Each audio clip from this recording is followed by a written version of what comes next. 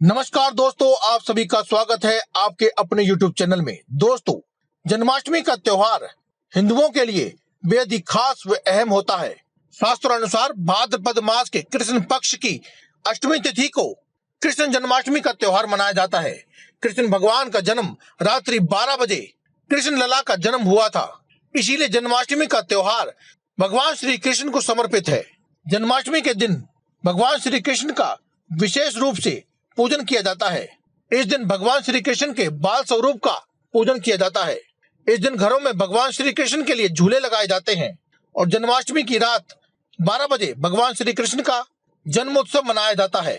इस पर्व को भक्त बड़े ही हर्ष और उल्लास के साथ मनाते हैं। जन्माष्टमी के पर्व पर व्रत भी रखा जाता है। इस व्रत को साधारण व्रत नहीं बल्कि व्रतराज कहा जाता है। माना जाता है कि कृष्ण जन्माष्टमी के दिन भगवान श्री कृष्ण का व्रत करने से वे व्रत संपूर्ण करने से भगवान श्री कृष्ण की कृपा से सभी दुखों, संकटों व कष्टों से छुटकारा मिल जाता है। आज की इस वीडियो में हम आपको कुछ ऐसी चीजों के बारे में बता रहे हैं जिसे आप कृष्ण जन्माष्टमी से पहले ही अपने घर ले आए। अगर इन चीजों में से किसी एक चीज को भी आप जन्माष्टमी से पहले ही अपने घर पर ले आएंगे तो इससे आपको कान्हा जी की असीम कृपा प्राप्त होगी और कान्हा जी की कृपा से सभी मनोकामनाएं पूर्ण हो जाएंगी। आपकी किस्मत बदलते देर नहीं लगेगी। दोस्तों, वीडियो में आगे बढ़ने से पहले आपसे निवेदन है कि कृपया करके आप कमेंट बॉक्स में एक बार राधे राधे, जय श्री कृष्णा, जय माता दी, जय मां लक्ष्मी एक बार अवश्य लिख दीजिए, क्योंकि ये पावन अवसर भगवान श्री कृष्ण को समर्पित है और भगवान श्री कृष्ण को जो कोई भी सच्चे मन से एक बार याद करता है उनके पास भगवान श्री कृष्ण की अद्भुत सेवा का अवसर तो मिलता ही है, साथ ही अद्भुत जीवन लीलाएं होने के साथ साथ उन्हें माता लक्ष्मी का आशीर्वाद भविष्य मिलता है। ऐसे व्यक्ति जो अपने जीवन में धन की कामना करते हैं, माता लक्ष्मी को अपने घर बुलाना चाहते हैं, एक बार राधे राधे, जय श्री कृष्णा, जय मां लक्ष्मी, जय माता दी अवश्य लिख दें। और अगर अभी तक आपने हमारे इस चैनल को सब्सक्राइब नहीं किया है तो आप पहले इसे सब्सक्राइब अवश्य कर लें, क्योंकि हम हर रोज लेकर आते हैं ऐसे जबरदस्त वीडियो जिनसे आप अपने जीवन को सुखमय बना सकते हैं और जी सकते हैं एक सुखमय जीवन। जन्माष्टमी की लीला को जान लेने के बाद आइए अब जान लेते हैं कि ऐसी वे कौन सी चीजें हैं जिन्हें आपको जन्माष्टमी से पहले ही अपने घर ले आना चाहिए। भगवान श्री कृष्ण का नाम आते ही भगवान श्री कृष्ण की बाल और युवावस्था की तस्वीरें हमारे मन में उभर कर आने लगती हैं। मस्तक पर शोभाए उनके लिए उनके मोर पंख और होठों पर बांसुरी भगवान साक्षात हमारे मन में हमें दर्शन देते हैं। श्री कृष्ण जन्माष्टमी के दिन भगवान श्री कृष्ण का श्रृंगार भी अहम माना जाता है। आज हम आपको कुछ ऐसी वस्तुओं के बारे में बताने जा रहे हैं जो भगवान श्री कृष्ण को अत्यंत प्रिय हैं। अगर आप भी भगवान श्री कृष्ण को प्रसन्न करके उनकी असीम अनुकंपा प्राप्त करना चाहते हैं तो आप जन्माष्टमी से पहले ही इन चीजों को अवश्य अपने घर में ले आएं।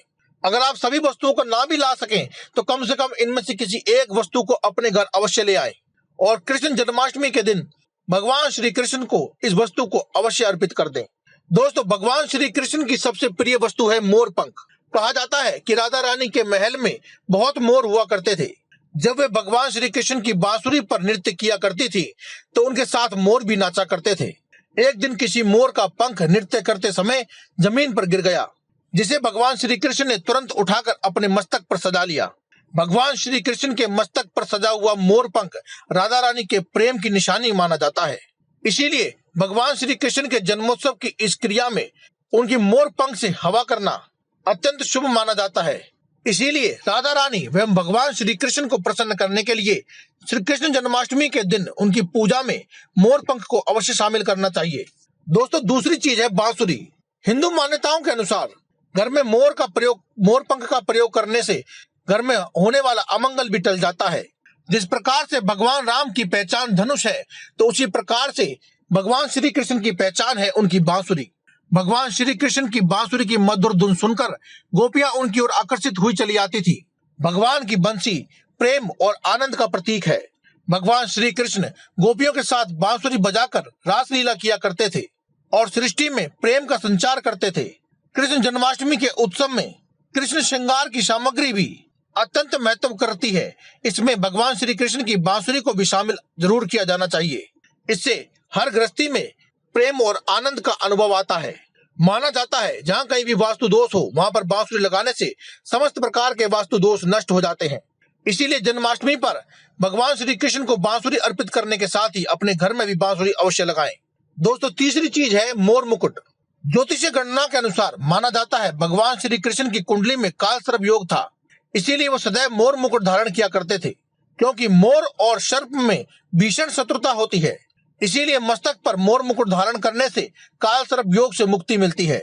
इसीलिए माना जाता है कि भगवान श्री कृष्ण की पूजा में उन्हें मोर मुकुट पहनाने से काल सर्प दोष में भी मुक्ति मिलती है।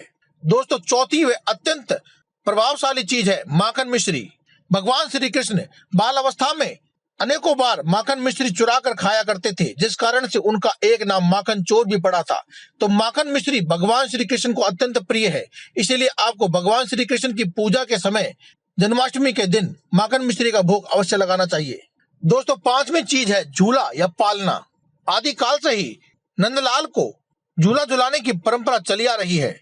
माना जाता है कि कृष्ण भगवान को ये झूला या पालना अत्यंत प्रिय है, इसीलिए आपको झूला या पालना भी अवश्य ही लेकर आना चाहिए। दोस्तों छठी चीज है पीले वस्त्र।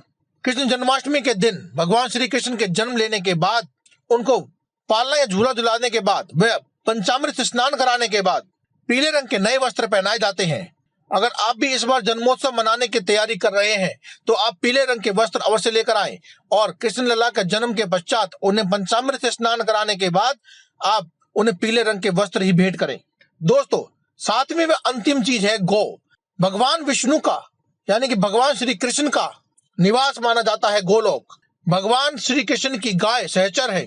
भगवान श्री कृष्ण की पूजा में गाय के बछड़े का भी पूजन किया जाता है, अर्थात गाय की पूजा करना सुख समृद्धि का प्रतीक है। पुराणों में गाय को धन का प्रतीक माना गया है। भगवान धर्म रूपी गौ की रक्षा करके समस्त संसार की रक्षा करते हैं। गाय के अंदर माना जाता है 33 कोटि देवी देवताओं का वास होता है। यदि यह ग्रह किसी व्यक्ति की कुंडली में नीच में स्थित हो तो उसे गौ सेवा करनी चाहिए। ऐसा करने से उसकी कुंडली में चाहे कोई सा भी ग्रह नीच का हो वह ठीक हो जाता है। इसके अलावा वास्तुशास्त्र के अनुसार पूजा के स्थान या फिर बैठक में ईशान कोण में चांदी की गाय तथा उसका बछड़ा रखने से भाग्य में वृद्धि होती है। इसीलिए आप जन्माष्टमी से पहले ही चांदी से बनी हुई गाय व उसके बछड़े को लाकर अपने घर के मंदिर में या ईशान कोण में रख सकते हैं। तो दोस्तों आज की इस वीडियो में केवल इतना ही। कल फिर आपसे मुलाकात होगी एक और नई वीडियो के साथ। तब तक के लिए देव में इजाजत। धन्यवाद। कमेंट बॉक्स में लिखना ना भूले। राधे राधे, जय श्री कृष्णा, जय माता दी, जय मां लक्ष्मी, हर हर महादेव, जय बजरंगबली।